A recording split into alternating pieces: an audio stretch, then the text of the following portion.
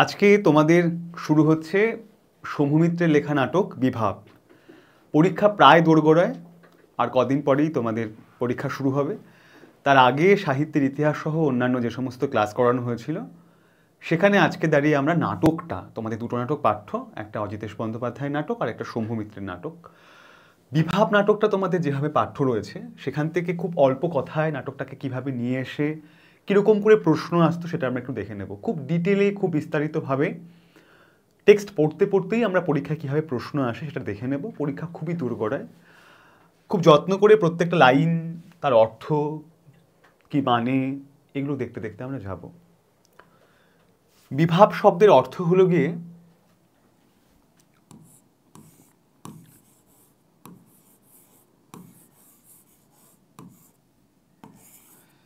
যার কারণে মনের মধ্যে অনেক ধরনের রস তৈরি হয়। রস ব্যাপারটা কেমন? হয়তো কেউ একটা খুব দুঃখের কথা বললো আমাকে, বা বিশেষ একটা ভঙ্গি করে দেখালো, তার ফলে আমাদের মনে যে আনন্দ, দুঃখ, বিষাদ, মন কেমন ইত্যাদি রস তৈরি হয় বা অনুভূতি তৈরি হয়, সে কারণই হলো বিভাব। বিভাব লিখেছেন শম্ভু মিত্র, খুব প্রখ্যাত একজন নাট্যকার। তার প্রতিষ্ঠিত দলের নাম বহুরূপী। সেই নাটকটা পুরো একটা অন্য প্যাটার্নে লেখা। আমরা পড়তে পড়তে হয়তো বুঝতে পারবো যে কী প্যাটার্ন নিয়ে কত অন্যরকমভাবে নাটকটা উপস্থাপন করা হয়েছে এখানে। আমি পড়ানোর সময় বলেছিলাম তোমাদের, যখন সাজেশন দেওয়ার চেষ্টা করেছিলাম, যে টেস্টের ঠিক আগে দুটো নাটক পাঠ্য, একটা বিভাব, একটা নানা রঙের দিন। আমি বলেছিলাম পরীক্ষার সময় দুটো প্রশ্ন আসে, একটা প্রশ্নের উত্তর করতে হয়। আমরা বিভাবটা খুব যত্ন করে এই সময় ঠিক পরীক্ষার আগে করব। তোমাদের সাহিত্যের ইতিহাসে দুটো অংশ বাকি আছে, সে দুটো করিয়ে দেওয়া হবে। আমরা নাটক আজকে শুরু করব। নাটকের নাম বিভাব, লিখেছেন শম্ভু মিত্র। নাটকটা শুরুর আগে একটা সূচনা অংশ আছে, সেটা আমরা একটু যত্ন করে পড়ব। একাঙ্ক নাটক মানে এই নাটকটা একাঙ্ক, এক অঙ্কের নাটক, তাকে একাঙ্ক বলা হয়।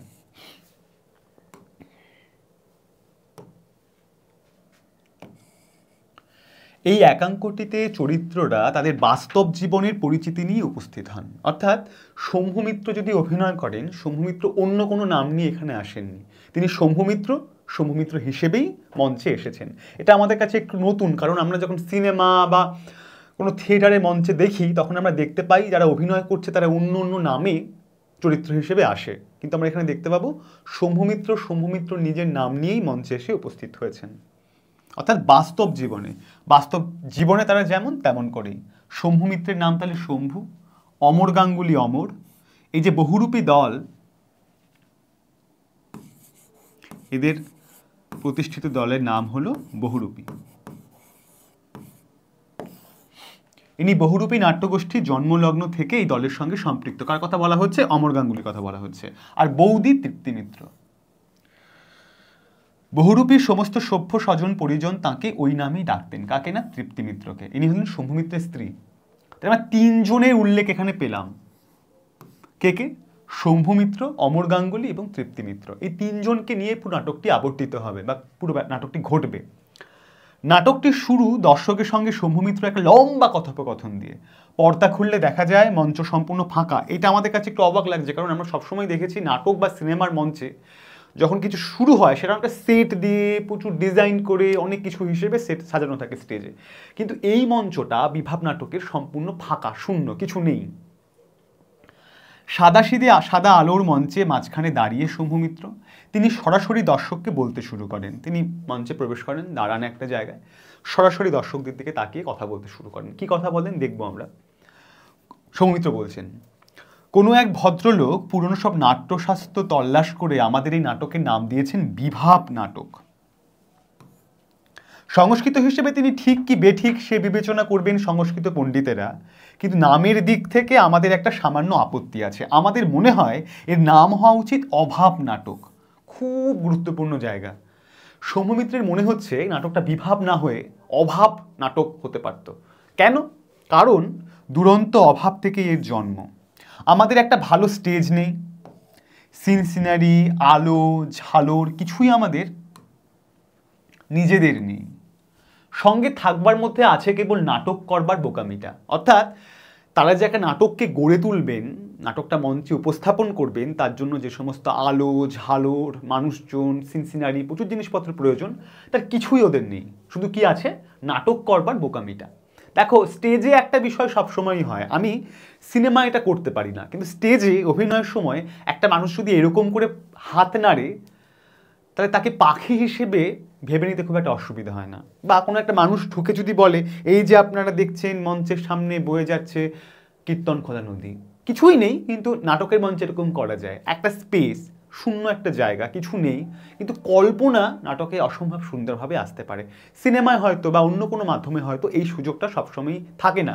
তাই পুরো আমরা দেখতে পাবো একটা শূন্য স্টেজকে, একটা ফাঁকা জায়গাকে, যাদের কিছু নেই, সেটা কীভাবে শিল্পের জন্য সমমিত্ররা ব্যবহার করছেন। আচ্ছা, কি আছে নাটক করবার বোকামিটা, তাও যদি বা যোগাড় যন্ত্র করে অভিনয় একটা ফাঁদি, সঙ্গে সঙ্গে সরকারের পেয়াদা খাজনার খাতা খুলে স্টেজের দরজায় হাজির। তারা পেশাদারের কাছে খাজনা নেন না, কিন্তু আমাদের কাছে নেন। যারা পেশাদারি অভিনয় করে, টাকা পয়সা ইনকাম করে, তাদের কাছ থেকে এই সরকারি লোকজনটা খুব একটা খাজনার জন্য যায় না। কিন্তু এদের যেহেতু কিছুই নেই, আছে শুধু নাটক করবার বোকামিটা এবং ভালোবাসাটা, তাদের কাছে গিয়ে এই সরকারের লোকেরা খাজনা আদায় করার প্রয়াস করে। কিন্তু আমাদের কাছে নেন, কারণ আমরা তো নাটক নিয়ে ব্যবসা করি না, তাই সরকার আমাদের গলা টিপে খাজনা আদায় করে নেন। এবং সেই নেয়াটা এমন বিচিত্র সাঁড়াশি ভঙ্গিতে যে আমরা সর্বস্ব দিয়ে থুই আবার বোমকালি বলে রাস্তায় বেরিয়ে পড়ি। মানে প্রায় নাটকটা করতে গিয়ে ভিখারির দশা হয় আর কি, কিছুই থাকে না সাথে। তাই অনেক ভেবেচিন্তে আমরা একটা প্যাঁচ, মানে একটা কায়দা বের করেছি, যাতে স্টেজের দরকার হবে না, যেরকম একটা প্ল্যাটফর্ম হলেই চলবে, সিনসিনারি দরজা জানলা টেবিল বেঞ্চে কিছুরই দরকার হবে না, এমনকি বাংলা সরকারেরও না। মজা করছে সৌমিত্র এখানটায়। বুদ্ধিটা কি করে এলো তা বলি। এই যে কিছু লাগবে না অথচ একটা নাটককে আমি করে ফেলবো, এই বুদ্ধিটা সৌমিত্রের মাথায় কি করে এলো সেই কথাটা সৌমিত্র বলছেন। কি বলছেন? এক পুরনো, এইখানটা প্রচুর প্রশ্ন এখান থেকে আসে, একদম দেখে নাও, হ্যাঁ, মানে এখানটা একদম পুরো দাগিয়ে এখানে পড়াশোনা করতে হবে। কিভাবে? পুরনো বাংলা নাটকে দেখি লেখা আছে, কোথায় লেখা আছে? পুরনো বাংলা নাটকে কি লেখা আছে? রাজা রথারোহণম নাটয়তি দেয় এটা, হ্যাঁ, অর্থাৎ রাজা রথে আরোহণ করার ভঙ্গি করলেন। রাজা এমন একটা ভঙ্গি করলেন যেন রথে উঠছেন তিনি। কিন্তু কি যে সেই ভঙ্গি তা আজ কেউ বলতে পারে না। নিশ্চয়ই এমন কোনো ভঙ্গি ছিল যা করলে দর্শক ধরে নিত যে রাজা রথে চড়লেন। রথেরও দরকার হতো না, ঘোড়ারও দরকার হতো না, কিন্তু কি সেই ভঙ্গি যা আজ যে দর্শক মেনে নেবে? এইটা প্রথম মাথায় ওকে হিট করলো সৌমিত্রকে, যে রাজা রথে উঠছেন অথচ রথ বা ঘোড়ার প্রয়োজন হচ্ছে না। একটা ভঙ্গি, একটা কায়দা, একটা মুভমেন্ট বুঝিয়ে দিচ্ছে রাজা রথে উঠলেন। তাহলে দর্শক যখন রথ না দেখতে পেয়েও বুঝতে পারছেন রাজা রথে উঠছেন, কি সেই ভঙ্গি, এইটা প্রথম সৌমিত্রকে হিট করেছে। উড়ে যাত্রা, উড়ে দেশের যাত্রা, উড়িষ্যা, এটা দেখাবে। বাংলা হয়ে গেল, কিন্তু এবার উড়ে দেশের যাত্রায় আসছি। একদম লিখে নাও, বাংলা রাজা রথারোহণম নাটয়তি, উড়ে দেশের যাত্রায় কি, মানে পরপর পরপর এখান থেকে ক্রম ধরে একেবারে সাজিয়ে নাও কোনটায় কি কি বলা হচ্ছে। উড়ে দেশের যাত্রায় দেখেছি রাজা বললেন দূতকে, তমে ঘোড়া নেই করি চঞ্চল খবর নেই আসিবি। এটা উড়িষ্যা, উড়ে থেকে বলছে, উড়ে ভাষায়। দূত অমনি ছোট ছেলের মতো দুপায়ের ফাঁকে একটা লাঠি গলিয়ে ঘোড়ায় চড়ার মতো হেট হেট করতে করতে বেরিয়ে গেল, এবং একটু পরে সেই হেট হেট করতে করতে একই ভঙ্গিতে ফিরে এসে সংবাদ রিপোর্ট করে দিল। দর্শক কিন্তু কেউ হাসলো না, সবাই অত্যন্ত গাম্ভীর্যের সঙ্গে মেনে নিল যে দূত ঘোড়ায় চড়েই গেল এবং এলো। বাংলায় একটা ভঙ্গির কথা বলা হচ্ছিল, উড়ে যাত্রায় বলা হচ্ছে একটা লাঠি, কিছু নেই, দু পায়ের ফাঁকে নিয়ে সেটাকে বসে একটা হেট হেট ভঙ্গি করলে আর মনে হলো লাঠিটা ঘোড়া হয়ে গেছে। এই যে কল্পনা, কোথায়? এটা উড়ে যাত্রায় হয়ে গেল। আর একবার এক মারাঠি তামাশায় দেখেছিলাম, মঞ্চের একপাশে দাঁড়িয়ে চাষি তার জমিদারের কাছে অনেক কাকুতি মিনতি করলো, শেষে ব্যর্থ মনোরথ হয়ে চলল মন্দিরে ভগবানের কাছে নালিশ জানাতে। চলল বটে, কিন্তু বেরিয়ে গেল না, তক্তার উপরে বার কয়েক গোল হয়ে ঘুরপাক খেলো, যেন গ্রামটা অতিক্রম করে যাচ্ছে। তারপর অপর এক পাশে গিয়ে কাল্পনিক মন্দিরের সামনে দাঁড়িয়ে ভগবানকে মনের দুঃখের কথা নিবেদন করতে থাকলো। এদিকে যে অভিনেতা জমিদার সেজে এতক্ষণ গর্জন করছিল, সে দর্শকের সামনে মুখে একটা দাড়িগোঁফ এঁটে পুরুত সেজে অপর পাশে চাষির সামনে গিয়ে আবার ধর্মীয় তর্জন শুরু করে দিল, এবং মাঠ ভর্তি লোক নিঃশব্দে এসব মেনে নিয়ে দেখলে। মানে একটাই লোক যে জমিদার হচ্ছে, সেই আবার পুরুত হয়ে যাচ্ছে, কিছু বদল ঘটছে না। একটা লোক দুরকমভাবে অভিনয় করছে এবং তার সামনে দাঁড়িয়ে সমস্ত দর্শকেরা সেটা অবলীলাক্রমে মেনে নিচ্ছে, কোনো সমস্যা হচ্ছে না। দেখে প্রথমে খুব উল্লাস হয়েছিল যে পেয়ে গেছি পন্থা, মানে পথ। বাংলা, উড়ে, মারাঠি বিভিন্ন তামাশা বা নাটক বা বিভিন্ন বই পড়ে সৌমিত্রের মনে হয়েছিল যে কিভাবে কিছু না থাকলেও নাটক আমি অভিনয় করব বা করাবো, একটা পন্থা বা পথ আমি পেয়ে গেছি। কিন্তু যতই ভাবতে থাকলাম ততই যেন আবার কেমন চুপসে গেলাম, মনে হলো লোকে মানবে না। এ শহরে সব কত কত ইংরেজি জানা লোক, তারা ফি হপ্তায় বিলেতি বায়োস্কোপ দেখে আর প্যান্টালুন পরে ইংরেজি বলে। তাহলে বর্তমান শহরের যে দর্শক, তাদের একটা অভিধায়, তাদের একটা বর্ণনায় এখানে চিহ্নিত করা হলো। তারা এসব মানবে কেন? তবে হ্যাঁ, মানতে পারে যদি সাহেবে মানে, যেমন রবি ঠাকুরকে মেনেছিল। এই লাইনটা একটু বুঝতে হবে, হ্যাঁ, আমাদের যত্ন করে। 1913-তে নোবেল প্রাইজ না পাওয়ার আগে অবধি রবীন্দ্রনাথকে কিন্তু খুব একটা কেউ পাত্তা দেয়নি। মানে ও যে এত বড় একজন কবি, তার লেখা এত মহান সৃষ্টি, সেটা দেশের লোকের খুব একটা মনে হয়নি। তার আগে সবসময় কুৎসা, অপমান, অনেক বাজে কথার ভেতর দিয়ে রবীন্দ্রনাথকে যেতে হয়েছিল। যে মুহূর্তে পাশ্চাত্যে সাহেবরা তাকে একটা মান্যতা দিল, গুরুত্বপূর্ণ বলে মনে করলো, সেই মুহূর্তে আমাদের দেশের লোক তাকে গুরুত্বপূর্ণ বলে মনে করেছিল। তেমনি যদি কখনো কোনো বিলেতের লোকেরা বা সাহেবেরা বলে যে কিছু নেই অথচ নাটক করা যায়, এই ইশারা বা ভঙ্গির একটা মূল্য আছে, তখন এর একটা মূল্য আসবে। সৌমিত্র এখানে এই লাইনটা দিয়ে এটাই বোঝাতে চেয়েছে। এমনি সময় হঠাৎ এক সাহেবের লেখা পড়লাম, রুশ দেশীয় এক বিখ্যাত চিত্র পরিচালক নাম আইজেনস্টাইন। প্রশ্ন দেয়, কার লেখা পড়ল সাহেব? রুশ দেশের একজন চিত্র পরিচালক, সিনেমা যিনি পরিচালনা করেন, তার নাম আইজেনস্টাইন। একবার কাবুকি থিয়েটার বলে এক জাপানি থিয়েটার মস্কোতে গিয়েছিল। কি থিয়েটার? কাবুকি থিয়েটার। এটা কোথাকার থিয়েটার? জাপানি থিয়েটার। কোথাতে হয়েছিল? মস্কোতে। তাদের অভিনয় দেখে আইজেনস্টাইন সাহেব অত্যন্ত উচ্ছ্বসিত হয়ে অনেক কথা লিখেছিলেন। তাহলে বোঝা গেল আইজেনস্টাইন কাদের নাটক দেখে কোথায় কি লিখেছিলেন। স্পষ্ট হয়ে গেল এটা। তার লেখা পড়ে জানতে পারলাম যে সে অভিনয়েও ভঙ্গির বহুল ব্যবহার আছে। ভঙ্গি মানে ওই যে মুভমেন্ট, একটা কোনো রকম একটা দেহের বা শরীরের বা কোনো একটা ইশারার কিছু একটা মুভমেন্ট, যা দেখে মনে হয় সত্যি সেটা হচ্ছে। যেমন ধরুন কোনো এক নাইট অত্যন্ত ক্ষুব্ধ হয়ে এক দুর্গ থেকে বেরিয়ে যাচ্ছেন। মনে করুন তিনি এই স্টেজের পিছন দিক থেকে গম্ভীরভাবে এগোতে থাকলেন এবং তার ঠিক পিছনেই দুজন লোক একটা মস্ত দুর্গ দ্বার হাতে করে দাঁড়িয়ে রইল। একটা নাইট বেরিয়ে আসছে, তোমরা পড়েছো ইতিহাসে, মধ্যযুগের সেই যোদ্ধা নাইট। সে বেরিয়ে আসছে আর দুজন মানুষ দুর্গ দ্বার, অর্থাৎ সেই দুর্গ, তার যে দরজা, সে দুটো হাতে করে দাঁড়িয়ে রইল। তারা শিফটার। স্টেজের উপর তাদের উপস্থিতিতে কেউ কিছু মনে করেন না। নাইট 2-3 পা এগোলো আর সেই শিফটাররা বড় দরজা রেখে একটা অপেক্ষাকৃত ছোট দরজা ধরে দাঁড়ালো। এরকম করে নাইট যখন প্রায় ফুটলাইটের কাছে এসে পড়েছেন, তখন দেখা যায় শিফটাররা এই এতটুকু একটা দরজা ধরে দাঁড়িয়ে আছে। তার পার্সপেক্টিভ রচনা হলো আর কি। নাইট কত দূরে এসে পড়েছেন তাই বোঝানো হলো। বড় থেকে ছোট, তারপর বড়, তারপর মাঝারি, তারপর ছোট, তারপর অতি ছোট। মানে ও যে অত এগোচ্ছে, এগোনোটা বোঝানোর জন্য দুর্গ দুয়ারগুলো ওরা নিয়ে সরে সরে আসছে। ওরা মঞ্চে কিন্তু উপস্থিত দুর্গ দুয়ার ধরে, কিন্তু দর্শকের কিন্তু কিছু মনে হচ্ছে না। তারপর ধরুন দুজন লোকের লড়াইয়ের একটা দৃশ্য আছে। সেই লড়াই সত্যিকার তলোয়ার দিয়ে ঝনঝন করে বাস্তবে লড়াই একেবারে নয়, কাল্পনিক খাপ, কিছুই নেই, এটা কাল্পনিক খাপ থেকে একটা কাল্পনিক তলোয়ার বের করে ভীষণভাবে কাল্পনিক যুদ্ধ করতে করতে একজন পেটে কাল্পনিক খোঁচা খেয়ে কাল্পনিকভাবে মরে গেল। পুরোটাই কল্পনা, কিছু নেই, বের করলো তলোয়ার, ঝনঝন করে যুদ্ধ করছে, তারপর পেটে খোঁচা খেলো, তারপর মরে গেল। সে মরারও বাহার কত, অর্থাৎ আলতা চিপে অঙ্গ প্রত্যঙ্গের বিভৎস খিচুনি দেখিয়ে বাস্তব মরা নয়।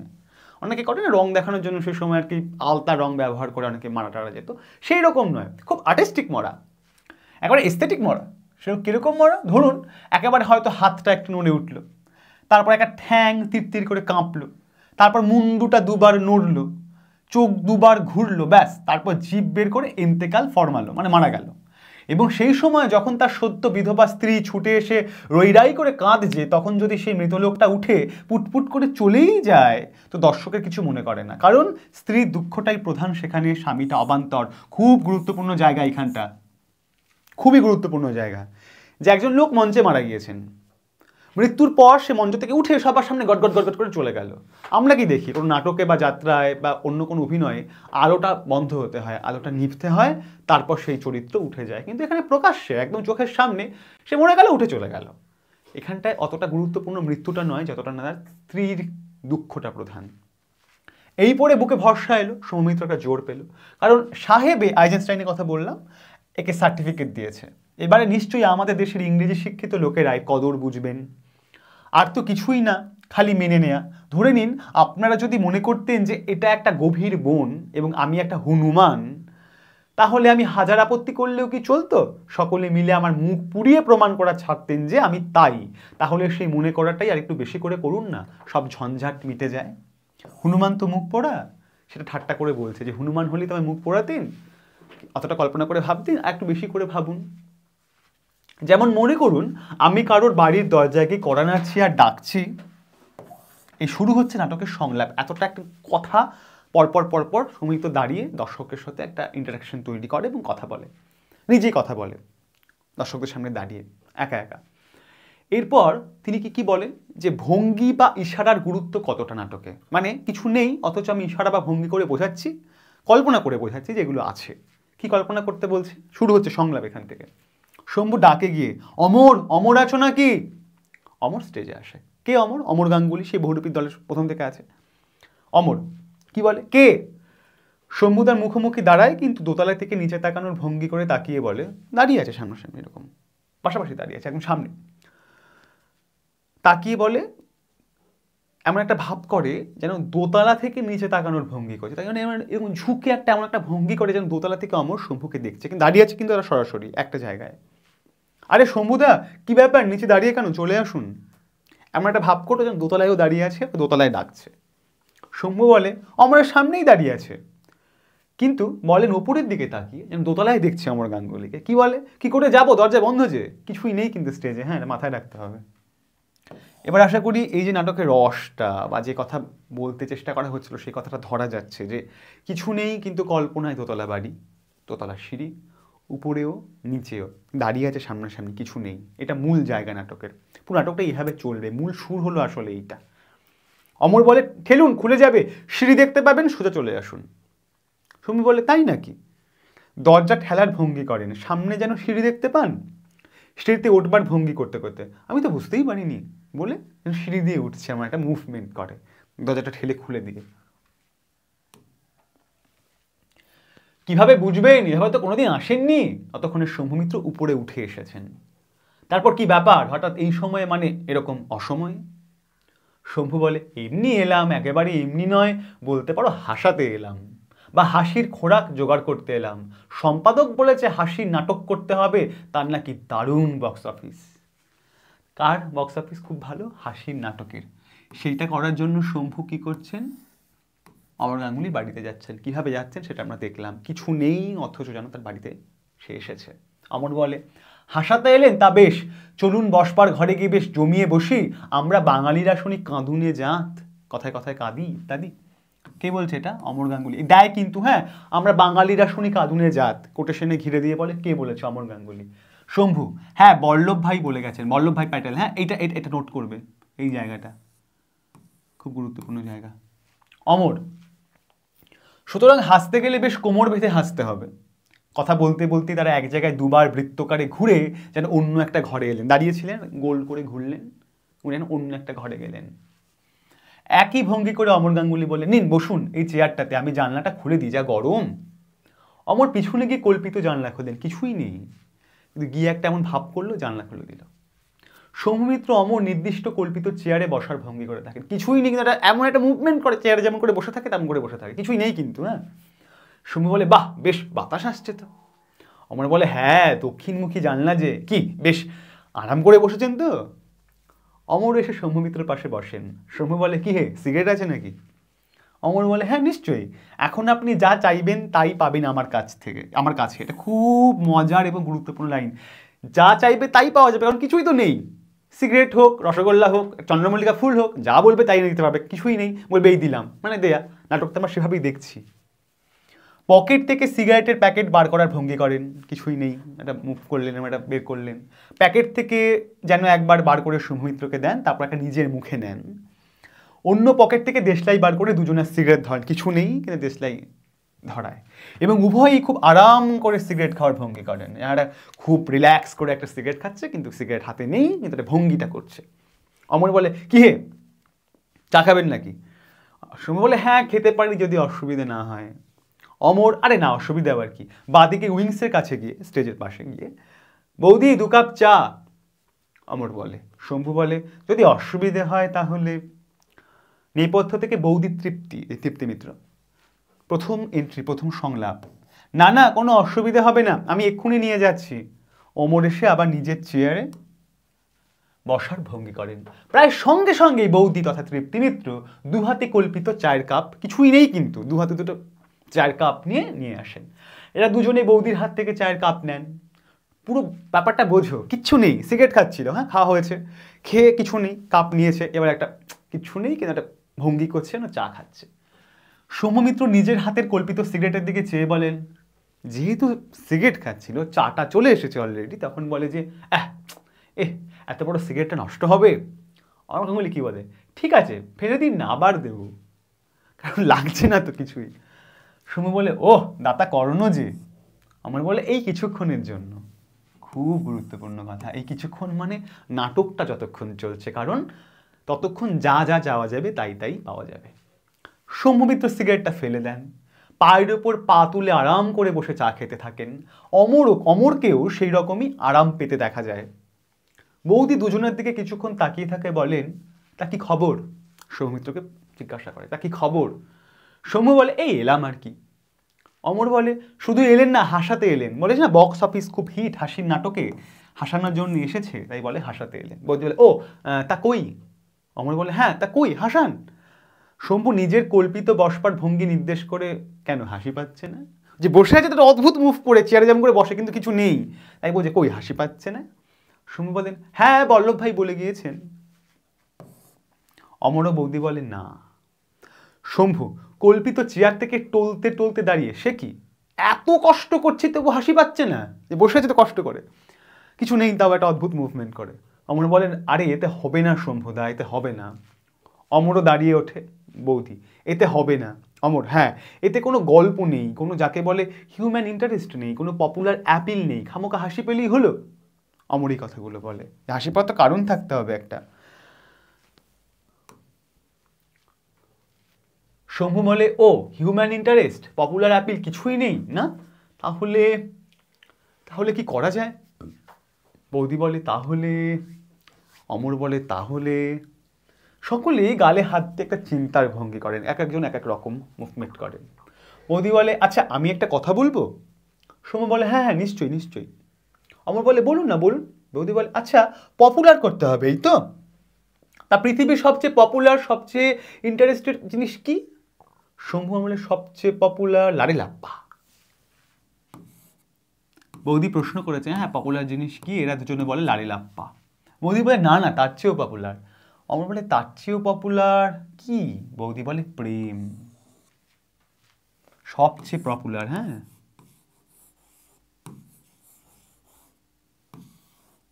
সবচেয়ে পপুলার হলো প্রেম। পৃথিবীর সবচেয়ে পপুলার জিনিস হচ্ছে প্রেম। সৌম্য সঙ্গে সঙ্গে স্বীকার করে, নিশ্চয়ই, দেখছো না বার্থ রেট কি হাই।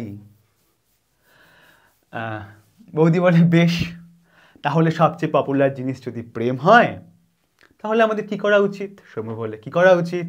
আমার বলে, প্রেমে পড়া উচিত। বৌদি বলে, আহা সে তো ব্যক্তিগত ব্যাপার, আমাদের আমাদের একটা লাভ সিন করা উচিত।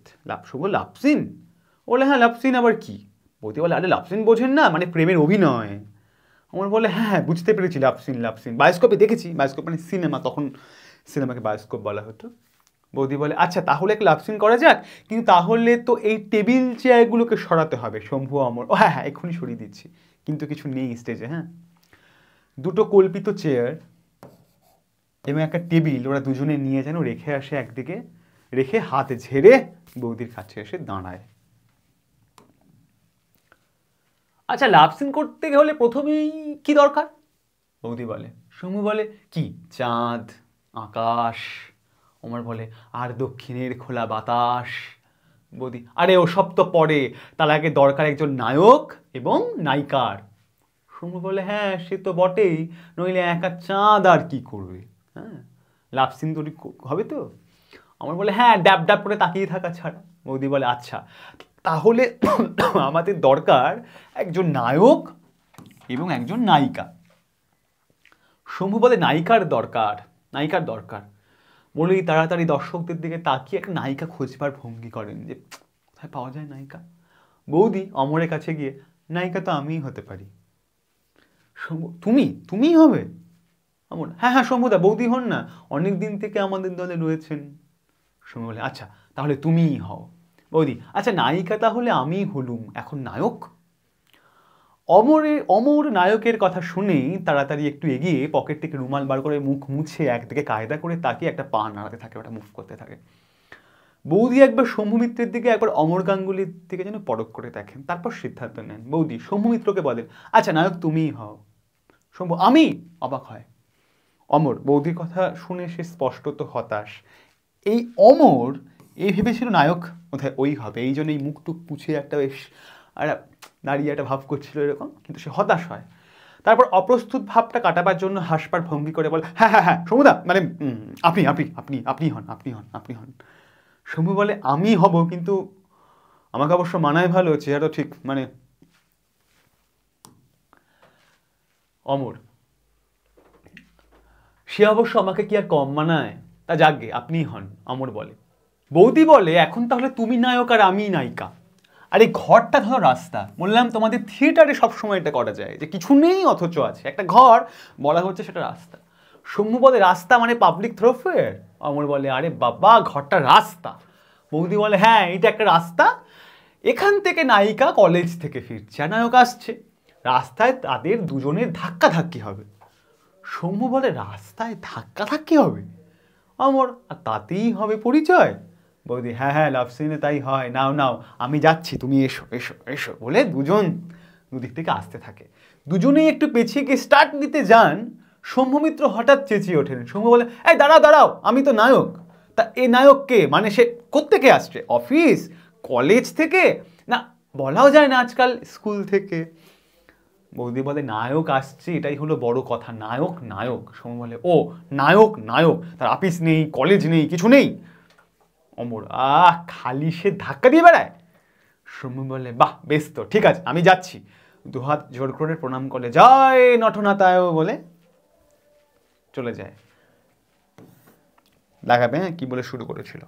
চলতে শুরু করেন, ওদিক থেকে বৌদি আসছিলেন, মাঝপথে দুজনের ধাক্কা লাগে, বৌদি এক পা পিছিয়ে যান। বৌদি বলে কে আপ দেখতে নেই, চোখ খুলে চলতে জানেন না আপনি আপনি? হঠাৎ শম্ভু মিত্রের গালে একটা চড় বসিয়ে দেন বলেই আর কি। শম্ভু অমর আরে আরে কি হচ্ছে মারামারি কেন? বৌদি বলেন আরে love scene love scene. Shambhu বলে এ বড় জখমি লাভ সিন, তা আমি কি করব? বৌদি বলে আমতা আমতা করো আমতা আমতা করো। শম্ভু বলে ইয়ে দেখিয়ে বাত এইসি হুই, মানে ব্যাপারটা হলো মানে আপনাকে দেখে আমি মানে মানে বৌদির চোখের কোণ দিয়ে একটা সলজ্জ ভঙ্গিমায় শম্ভু মিত্রর দিকে তাকিয়ে হঠাৎ বাঁদিকে উইংসের দিকে চলে গিয়ে নেপথ্যে তাকিয়ে বলে প্লেব্যাক প্লেব্যাক। নেপথ্য থেকে বেজে উঠল হারমোনিয়াম, একটি মেয়ের কণ্ঠে শোনা যায় মালতী লতা দোলে গানের লাইনটি। কার গান? রবীন্দ্রনাথ। কিঞ্চিত ন্যাকামির ভঙ্গিতে গা ওই মালতী লতা দোলে, এরকম একটা অদ্ভুত নাকি সুরে গাওয়া হয়। বৌদি গানের কথার সঙ্গে ঠোঁট মিলাতে থাকেন এবং দুহাত দিয়ে ধরে থাকেন একটি কল্পিত গাছের ডাল। দেয় প্রশ্নটা, হ্যাঁ একটা গাছের ডালকে ধরে কোন গান গাওয়া হয়েছিল রবীন্দ্রনাথের? ওই মালতী লতা দোলে, এই গানটি। শম্ভু মিত্র অমর গাঙ্গুলি অবাক হয়ে তাকিয়ে থাকায় তাদের বোঝাবার জন্য বলেন গাছের ডাল গাছের ডাল, কিছু নেই ধরে আছে, কি ধরে আছে? গাছের ডাল। আবার গান আরম্ভ করেন, গানটি ফিল্মি কায়দায় গাওয়া হচ্ছিল। শম্ভু মিত্র বলে ওঠেন, শম্ভু কি বলে যাও যাও এই কি রবীন্দ্রনাথের গান হচ্ছে নাকি ওই দোলে দোলে করে? নেপথ্যে যিনি হারমোনিয়াম বাজাচ্ছিলেন তিনি বলে ওঠেন আরে সবসময় কি এস্থেটিক দেখলেই চলে, বক্স অফিস বলে একটা কথা আছে না? শম্ভু আরে বংশদণ্ড বলে একটা কথা আছে, সেটা যখন মাথায় পড়বে বুঝবে তখন। আরে এ কি রবীন্দ্রনাথের গান, বিশ্বভারতী কি পারমিশন দেবে এখানে একটা কথা বলবার? হ্যাঁ সেই সময় যখন এই নাটক হচ্ছে রবীন্দ্রনাথের গানে তখনও কপিরাইট আছে, মানে রবীন্দ্রনাথের গান যে কেউ গেয়ে যে কোনো জায়গায় ব্যবহার করতে পারতো না। মানে এখন আমরা দেখি একটা ব্যান্ডে একটা গিটারের সাথে একটা রবীন্দ্রনাথের গান গাওয়া হচ্ছে নিজের মতো করে, বা অনেক সময় অনেক নিজেদের গান বা শব্দ ঢুকিয়েও রবীন্দ্রনাথের গানকে অনেক বিকৃত করে বা না করে অনেক রকম যে পরীক্ষা নিরীক্ষা করা হচ্ছে সেইগুলো সে সময় করা হতে পারতো না, কারণ বিশ্বভারতীর কাছে পারমিশন নিতে হতো, তারা পারমিশন দিলে তবেই হতো। এই যে ফিল্মি কায়দায় রবীন্দ্রনাথের গান গাওয়া হচ্ছে এটা খুব একটা ঠিক জিনিস না, এটা শম্ভু মিত্র বলছেন। অমর আর দিলেও সে অনেক টাকা, আর পারমিশন নিতে গেলে টাকা পয়সা লাগতো, আর তাছাড়া ওসব বাদ দিয়েও হাসি পাবে না এর থেকে। শম্ভু ঠিক এতে লোক হাসবে না, আমার তো হাসি পাচ্ছে না। বৌদি তাহলে? অমর বলে তাহলে সবাই একটা জিনিসই খুঁজছে আসলে, হাসি। বক্স অফিস কী করে আরও বেশি হিট করানো যায়, সেই হাসির জিনিস এখানে খোঁজা হচ্ছে। সবাই আবার গম্ভীরভাবে ভাবতে শুরু করে। হঠাৎ বৌদি বলে ওঠেন, আচ্ছা আমি আর একটা চেষ্টা করব। সুমু বলে, কি চেষ্টা?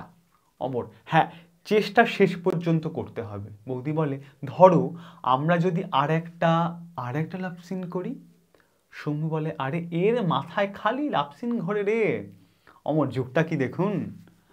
বৌদি, না না এটা আগের মতো নয়, এটা অন্য রকমের love scene, progressive love scene. Shambhu, progressive love scene কীরকম? প্রোগ্রেস করতে করতে লাভ? অমর পদে, নাকি লাভ করতে করতে প্রোগ্রেস? শম্ভু বলে, বাবা সমস্ত লাভই তো দেখি বিয়ের 2 বছরের মধ্যে গনফট। বৌদি বলে, আহা দেখোই না, তোমরা কিছু না দেখে মন্তব্য করতে থাকো। আমার বলে, আচ্ছা ঠিক আছে, দেখেই মন্তব্য করবো, নিন আরম্ভ করুন। শম্ভু, হ্যাঁ হ্যাঁ আরম্ভ করো, দেখাই যাক। বৌদি, বেশ তাহলে আরম্ভ করছি। নায়ক আছে, নায়িকা তো আছেই, এখন একজন পুলিশ দরকার। যে আমার বলে, পুলিশ? এই দেখো ফ্যাসাদ, এখানে পুলিশ কোথায় পাবো? বৌদি বলে, কেন আপনি হন না? হ্যাঁ হ্যাঁ আপনি হন। অমর ঘাবড়ে গিয়ে, আমি পুলিশ মানে এই চেহারায়? সৌম্য বলে, হ্যাঁ হ্যাঁ 32 ইঞ্চি বুক হলেই পুলিশ হওয়া যায়। অমর, আমার 33 ইঞ্চি। সৌম্য বলে, ওহ তাহলে তুমি তো একেবারে সার্জেন্ট হয়ে যাবে। বৌদি বলে, যাক তাহলে সব হয়ে গেল, এবারে আরম্ভ করা যাক। পিছনের দিকে তাকিয়ে, আচ্ছা এখানে তো একটা জানলা আছে। অমর বলে, হ্যাঁ দক্ষিণমুখী। বৌদি বলে, আর তার নিচের দিকেই তো একটা রাস্তা আছে। অমর বলে, হ্যাঁ মনীষ সমাদ্দার লেন, রাস্তার নাম। হ্যাঁ। বৌদি, আচ্ছা ঠিক আছে অমরকে, আপনি শুনুন, ও যখন দৌড়ে পালাবে আপনি তখন গিয়ে ওকে ধরবেন। শম্ভু, কে? অমর আমাকে ধরবে? অমর, কেন পারবো না ভাবছেন? হ্যাঁ কত লোককে ধরে ফেললাম। শম্ভু, আচ্ছা দেখাই যাক। অমর পিছনে গিয়ে খৈনি খাবার ভঙ্গি করেন এরকম করে। বৌদি একবার ভেবে নিয়ে ছোট ছোট স্টেপসে দৌড়ে গিয়ে কল্পিত জানলা দিয়ে নিচের দিকে তাকান। হঠাৎ কি যেন দেখে ভয় পেয়ে সৌমিত্রের কাছে দৌড়ে এসে বলেন, ওগো এক্ষুনি দেখলাম রাস্তার মোড়ে একজন পুলিশ দাঁড়িয়ে রয়েছে, নিশ্চয়ই তোমাকে ধরতে আসছে, তুমি পালাও, পায়ে পড়ি, তুমি পালাও। শম্ভু একটু হেসে দুটো মুখের উপর হাত রেখে একটা পা নাচাতে নাচাতে বলেন, কেন আমাকে ধরবে কেন? বৌদি বলে, বাহ তোমাকে ধরবে না? তুমি যে আন্ডারগ্রাউন্ড পলিটিক্যাল লিডার, তোমাকে ধরবে না তো কাকে ধরবে? শম্ভু হঠাৎ যেন ভয় পায়, এই আমি কেন পলিটিক্যাল লিডার হতে যাবো? এইসব জাতা কথা বলো না। অমর পিছন দিক থেকে দৌড়ে এসে, আরে এসব কি কথা, এখনই কে সত্যি বলে মনে করবে, শেষে হাসতে গিয়ে কাঁদতে হবে। শম্ভু, হ্যাঁ বহুরূপী তখন লাঠে উঠবে। আচ্ছা বহুরূপী নাটকের দল বলেছি প্রথমেই। হ্যাঁ, দর্শকের দিকে তাকে, আরে নানা মশাই মানে এসব সত্যি নয়, আপনারা কিন্তু বিশ্বাস করবেন না। হ্যাঁ মানে ইডেফিনা নই আমি। বৌদি, আরে মহা মুশকিল হলো তো, তুমি যদি আন্ডারগ্রাউন্ড পলিটিক্যাল লিডার না হও তাহলে গল্পের পলিটিক্যাল একটা সিগনিফিকেন্স আসে কোত্থেকে? গল্পটাতে প্রোগ্রেসিভ হয় কি করে? শম্ভু, ও হ্যাঁ গল্পটা প্রোগ্রেসিভ হবে না? হ্যাঁ হ্যাঁ না না তাহলে তাহলে অমর, তাহলে হয়েই ফেলুন শম্ভুদা। শম্ভুদা, দাঁড়াও আমি চিন্তা করে দেখি। সামনের কপালে চুল নামিয়ে চিন্তার ভঙ্গি করেন। বৌদি, না না চিন্তা নয়, ওগো তুমি পালাও, চলো ওই সিঁড়ি দিয়ে। দুজনে ছোট ছোট স্টেপসে গিয়ে দৌড়ে প্রায় ফুটলাইটের কাছে যান। হঠাৎ বৌদি থেমে, না না না না না না সিঁড়ি দিয়ে নয়, সিঁড়ি দিয়ে নয়, ওরা বোধহয় সিঁড়ি দিয়ে উঠে আসছে, তুমি ওই জানলা দিয়ে পালাও। আবার সেভাবে দৌড়ে পিছনে নির্দিষ্ট জানলার কাছে গিয়ে থামেন, নাও নাও তুমি এই জানলা দিয়ে লাফিয়ে পড়ে পালাও। শম্ভু, এই জানলা দিয়ে? জানলা দিয়ে নিচের দিকে তাকিয়ে ভয় পান, এত উঁচু থেকে লাফাবো? হ্যাঁ লাফাও, তুমি তো নায়ক, তুমি তো সহজে মরবে না। ওগো তুমি পালাও, তুমি বীর, তুমি পালাও। শম্ভু বলে, বীর হয়ে পালাবো? এক হাত দিয়ে কল্পিত জানলার গড়ার ধরেন এবং একটা পা সে জানলার উপরে রাখেন, রেখে বলেন, তা আমারও তো কিছু বলার দরকার, আমি কি বলবো? মানে সংলাপের কথা বলছে। বৌদি, বার্নার্ড সাথে একটা ডায়লগ বলো, নাট্যকার। শম্ভু, বার্নার্ড আচ্ছা। জানলা থেকে হাত পা নামিয়ে একটু সাহেবী কায়দায় বলে, the night is calling me me me. আমার মনে পড়ছে না, আমি বরং তুলসী লাহিড়ীর পথিক নাটক থেকে বলি, ফিল্মি ধর্মে। আচ্ছা দেখো কি এলো রবীন্দ্রনাথের গানের পর দুটো জায়গায় এলো, কি এলো? এটা বার্নার্ড নাটকের কথা।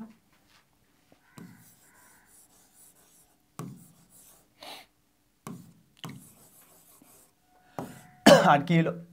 সরি, নাটক। কি নাটক? পথিক। আর লেখা তুলসী লাহিড়ী। এর আগে রবীন্দ্রনাথের গান পেয়েছি আমরা, ওই মালতীলতা দোলে। তুলসী লাহিড়ী কোন নাটক? পথিক। নাটক থেকে বলি ফিল্মি ধর্মে, আমি তো চললাম বাবা, দেখা হয় কিনা কে জানে, ফিল্মি কায়দায় বলে।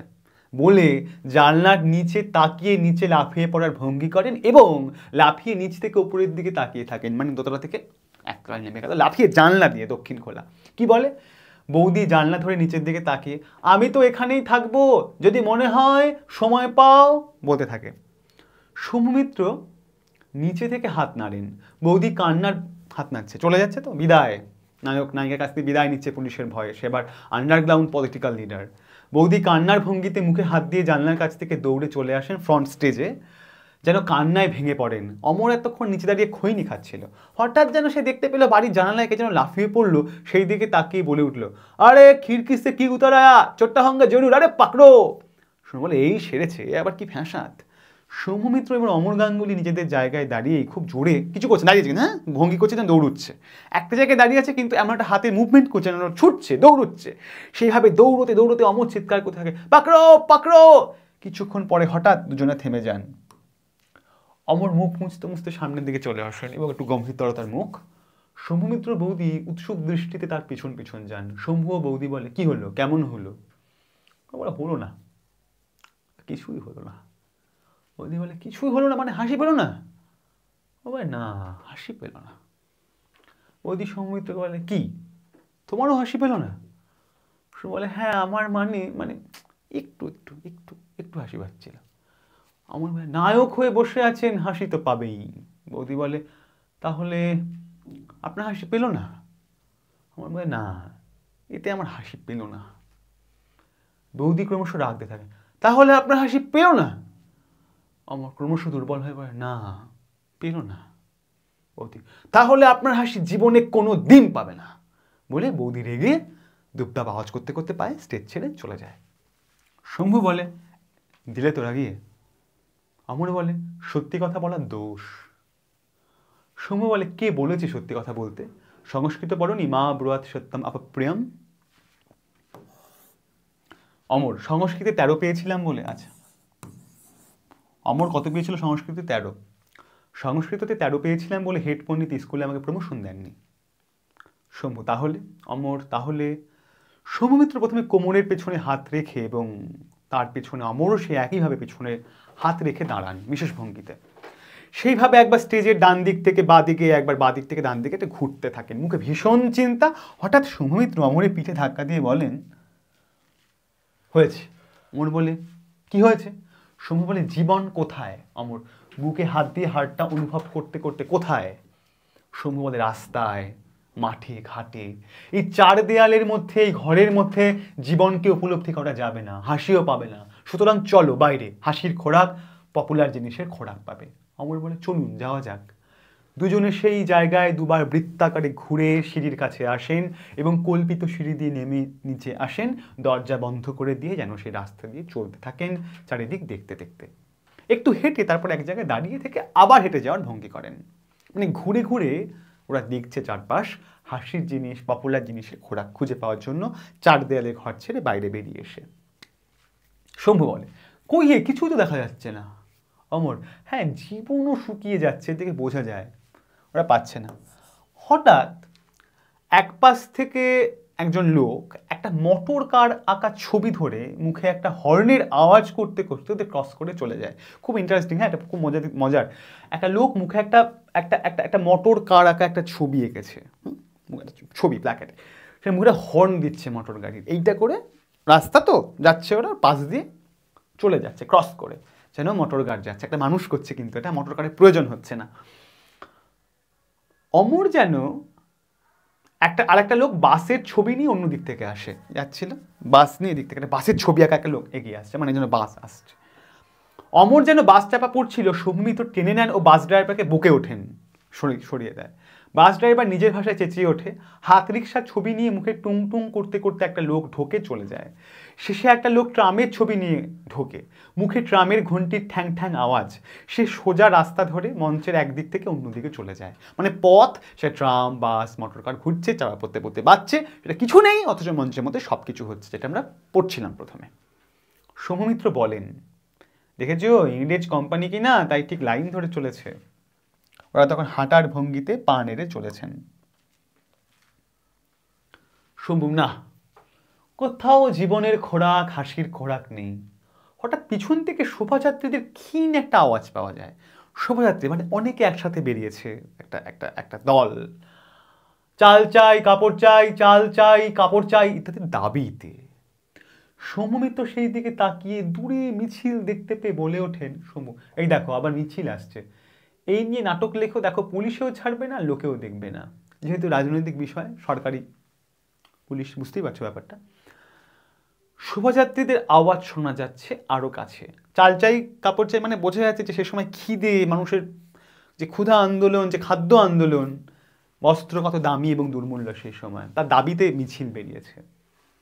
সৌম্য বলে এই রে পুলিশ আসছে, লাগলো ঝঞ্ঝাট, পালাও পালাও।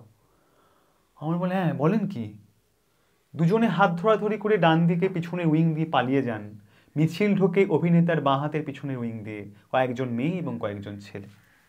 ওরা ডান দিক দিয়ে বেরিয়ে যায়, আর বাঁ হাত দিয়ে একটা, বাঁ দিকে একটা উইং দিয়ে, নাটকের মঞ্চের যে উইং সেখান থেকে কয়েকজন ছেলে এবং কয়েকজন মেয়ে।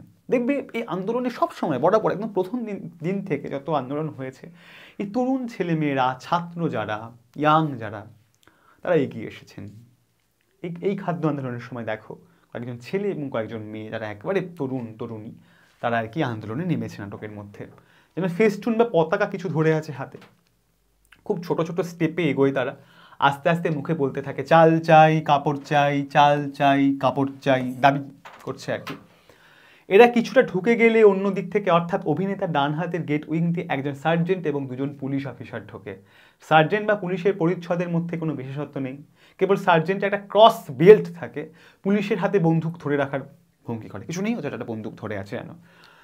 সার্জেন্ট মুখে বলতে বলতে আসেন লেফট রাইট, প্রায় ওদের কাছে গিয়ে এসে বলেন হল্ট।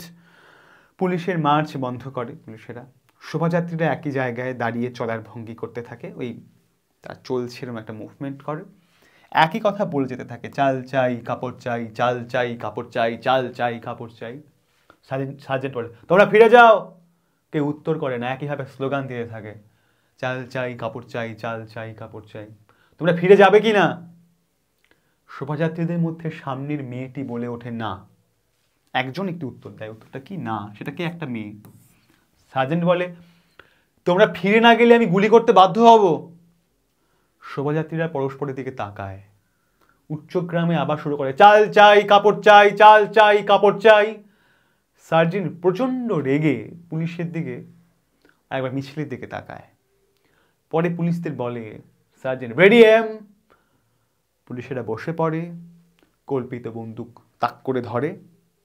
হঠাৎ মিছিলের সামনের ছেলেটি খুব তীব্র গলায় বলে ওঠে চাল চাই। সার্জেন্ট আর বলতে না দিয়ে, আর না বলতে দিয়ে বলে ফায়ার। বন্দুকের আওয়াজ হয়, একটি ছেলে ও একটি মেয়ে চিৎকার করে পড়ে যায়। শোভাযাত্রীরা সকলে বসে পড়ে, তাদের মধ্যে একটা হাহাকার আর গোঙানি শোনা যায়। পুলিশেরা মার্চ করতে করতে চলে যায়। সারা স্টেজ তখন লাল আলোয় ভরে গেছে। অমর দৌড়ে ঢোকে, আহত মেয়েটির মাথায় হাত দিয়ে দেখতে থাকে। সৌম্যমিত্র ঢোকেন, অমরের পিঠে টোকা দিয়ে বলেন, সৌমিত্র বলেন কি অমর এবার হাসি পাচ্ছে? দর্শকদের দিকে তাকিয়ে বলেন এবার নিশ্চয়ই লোকের খুব হাসি পাবে। আস্তে আস্তে মঞ্চে পর্দা নেমে আসে। যেভাবে নাটকটা শুরু হয়েছিল দেখো, একটা ইশারা দিয়ে, একটা ইঙ্গিত দিয়ে, একটা ভঙ্গি দিয়ে, আমরা যারা সাধারণ মানুষ, দর্শক, আমরা যা দেখতে চাই, শুনতে চাই, বর্তমানকে অগ্রাহ্য করে, বর্তমানের দাবি, তার ক্ষুধা, তার কান্নাকে অস্বীকার করে যে পপুলার জিনিসের পেছনে ছুটি, সেখানে দাঁড়িয়ে এই নাটকটা একটা থাপ্পড়, একটা চড়। এই হাসি কথাটা কত নতুন নতুন আঙ্গিকে এখানে এলো। পড়া থেকে কতগুলো নতুন নতুন জায়গা তোমাদের বললাম, কতগুলো জায়গায় জোর দিতে বললাম, কতগুলো পয়েন্ট আউট করতে বললাম, সেগুলো করো খুব যত্ন করে।